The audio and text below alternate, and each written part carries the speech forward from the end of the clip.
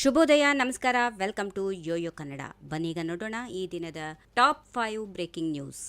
CM Siddaramaiah ಅವರು ಸಾರಿಗೆ ಮುಖಂಡರ ಜೊತೆ ನಡೆಸಿದ ಸಭೆ ವಿಫಲವಾದ ಕಾರಣ 4 ಸಾರಿಗೆ ನಿಗಮಗಳ ಸಿಬ್ಬಂದಿಗಳ ಅನಿರ್ದಿಷ್ಟಾವಧಿ ಮುಷ್ಕರಕ್ಕೆ ಮುಂದಾಗಿದ್ದಾರೆ. 2024 ಜನವರಿ 1ರಿಂದ ವೇತನ ಪರಿಷ್ಕರಣೆ ಸೇರಿದಂತೆ ತಮ್ಮ ಬೇಡಿಕೆಗಳ ಈಡೇರಿಕೆಗಾಗಿ ಒತ್ತಾಯಿಸಿದ್ದ ಸಿಬ್ಬಂದಿಗಳು 38 ತಿಂಗಳ ಅರಿಯರ್ಸ್ ನೀಡಲು ಸಾಧ್ಯ ಇಲ್ಲ ಎಂದ ಸಿಎಂ ಅವರ ಹೇಳಿಕೆಯಿಂದ ಅಸಮಾಧಾನಗೊಂಡು ಸಭೆಯಿಂದ ಹೊರನಡೆದಿದ್ದಾರೆ. ಈ ಹಿನ್ನೆಲೆಯಲ್ಲಿ ಕಾರ್ಮಿಕ ಮುಖಂಡ ಅನಂತ ಸುಬ್ಬುರಾವ್ ಸರ್ಕಾರ ಬೇಡಿಕೆಗಳನ್ನು ಈಡೇರಿಸದೇ ಇರುವುದರಿಂದ ಹಾಗೂ ವೇತನ ಹೆಚ್ಚಳದ ಭರವಸೆ ನೀಡದ ಕಾರಣ ರಾಜ್ಯಾದ್ಯಂತ ಸಾರಿಗೆ ನೌಕರರು ಮುಷ್ಕರ ನಡೆಸಲು ನಿರ್ಧರಿಸಿದ್ದಾರೆ ಎಂದು ತಿಳಿಸಿದ್ದಾರೆ.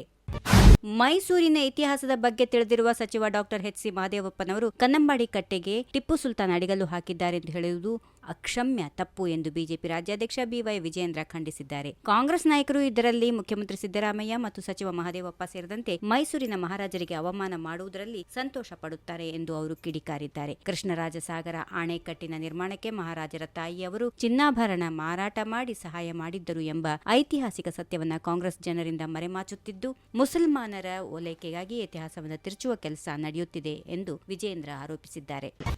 ಮತಗಳ್ಳತನದ ಹೆಸರಿನಲ್ಲಿ ಕಾಂಗ್ರೆಸ್ ರಾಜಕೀಯ ಉದ್ದೇಶಕ್ಕಾಗಿ ಸಾಂವಿಧಾನಿಕ ಸಂಸ್ಥೆ ಮೇಲೆ ಆರೋಪ ಮಾಡುವುದು ಸರಿಯಲ್ಲ. ದಾಖಲೆ ಇದ್ದರೆ ಕ್ಷಣವೂ ಕಾಯದೆ ಬಿಡುಗಡೆ ಮಾಡಲಿ. ಆಟೋಮ್ ಬಾಂಬ್ ಇದ್ದರೆ ಬಿಡಿ, ನಿಮ್ಮಲ್ಲಿ ಇದ್ದರೆ ಅಲ್ಲೇ ಸ್ಫೋಟ ಆಗಬಹುದು ಎಂದು ಮಾಜಿ ಮುಖ್ಯಮಂತ್ರಿ ಹಾಗೂ ಸಂಸದ ಬಸವರಾಜ ಬೊಮ್ಮಾಯಿ ಹೇಳಿದ್ದಾರೆ. ಮತಗಳ್ಳತನದ ಹೆಸರಿನಲ್ಲಿ ಸಾಂವಿಧಾನಿಕ ಸಂಸ್ಥೆಗಳ ಮೇಲೆ ಸಂಶಯ ಬರುವ ಹಾಗೆ ಕಾಂಗ್ರೆಸ್ ನಡೆದುಕೊಳ್ಳುತ್ತಿದೆ.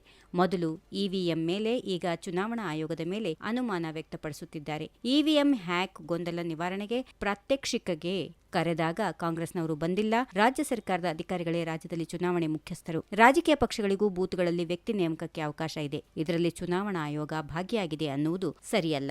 ಮತದಾರರ ಹೆಸರು ಡಿಲೀಟ್ ಅಥವಾ ಸೇರ್ಪಡೆ ಆಗಿರುವ ಬಗ್ಗೆ ಅಂದೇ ಕೇಳಬೇಕಿತ್ತು ಎಂದು ಹೇಳಿದರು.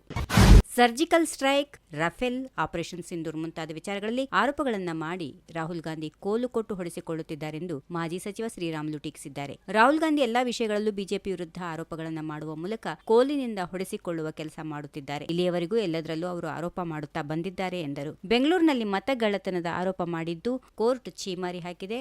ಇವರ ಹೇಳಿಕೆಗಳಲ್ಲಿ ಯಾವುದೇ ಸ್ಪಷ್ಟತೆ ಇಲ್ಲ. ಹಾಗಾಗಿ ಕೋಲು ಕೊಟ್ಟು ಹೊಡೆಸಿಕೊಳ್ಳುವಂತಾಗಿದೆ. ನಾಳೆ ಬೆಂಗಳೂರಿನಲ್ಲಿ ನಡೆಯಬೇಕಿದ್ದ ಪಾದಯಾತ್ರೆಯಿಂದಲೂ ರಾಹುಲ್ ಗಾಂಧಿ ಪಲಾಯನ ಮಾಡಿದ್ದಾರೆ. ಹೀಗಾಗಿ ಪಾದಯಾತ್ರೆ ಪೋಸ್ಟ್ಪೋನ್ ಆಗಿದೆ ಎಂದು ವ್ಯಂಗ್ಯವಾಡಿದ್ರು. ಕಂದಾಯ ಸಚಿವ ಕೃಷ್ಣ ಬೈರೇಗೌಡ ಅವರು ಗ್ರಾಮ ಲೆಕ್ಕಿಗರಿಂದ ಸಚಿವರವರೆಗೆ ಕಾಗದರಹಿತ ವ್ಯವಹಾರಕ್ಕಾಗಿ ಈ ಕಚೇರಿ ಕಡ್ಡಾಯಗೊಳಿಸುವುದಾಗಿ ಘೋಷಿಸಿದ್ದಾರೆ. ಗ್ರಾಮೀಣ ವಿಲೇಜ್ ಅಕೌಂಟೆಂಟ್ಗಳಿಗೆ ವಿಎ ಸ್ವಂತ ಕಚೇರಿಗಳು ಇಲ್ಲದ ಕಾರಣ ಜನರಿಗೆ ಸೇವೆ ಸಿಗುತ್ತಿರಲಿಲ್ಲ. ಈ ಸಮಸ್ಯೆಗೆ ಪರಿಹಾರವಾಗಿ 8,357 ವಿಎಗಳ ಪೈಕಿ 7,405 ಜನರಿಗೆ ಗ್ರಾಮ ಪಂಚಾಯಿತಿಗಳಲ್ಲಿ ಕಚೇರಿ ಸೌಲಭ್ಯ ಕಲ್ಪಿಸಲಾಗಿದೆ. ಇನ್ನು 952 ಕಚೇರಿಗಳ ನಿರ್ಮಾಣ ಪ್ರಕ್ರಿಯೆ ನಡೆಯುತ್ತಿದೆ. ಎಲ್ಲಾ ವಿಎ ಕಚೇರಿಗಳಲ್ಲಿ ಈ ಕಚೇರಿ ವ್ಯವಸ್ಥೆ ಅಳವಡಿಸಲು ತೀರ್ಮಾನಿಸಲಾಗಿದ್ದು 4 ತಿಂಗಳಲ್ಲಿ ಎಲ್ಲರಿಗೂ ಲ್ಯಾಪ್ಟಾಪ್ ವಿತರಿಸಲಾಗುವುದು. ಈಗಾಗಲೇ 4,000 ಲ್ಯಾಪ್ಟಾಪ್ಗಳನ್ನು ವಿತರಿಸಲಾಗಿದೆ. 1 ತಿಂಗಳಲ್ಲಿ ಕಾಗದರಹಿತ ವಹಿವಾಟಿಗಾಗಿ ಈ ಕಚೇರಿ ಕಡ್ಡಾಯಗೊಳಿಸಲು ಸರ್ಕಾರ ನಿರ್ಧರಿಸಿದೆ. ಈ ವಿಡಿಯೋ ನಿಮಗೆ ಇಷ್ಟವಾದಲ್ಲಿ ಲೈಕ್ ಮಾಡಿ, ಶೇರ್ ಮಾಡಿ, ಸಬ್ಸ್ಕ್ರೈಬ್ ಮಾಡಿ.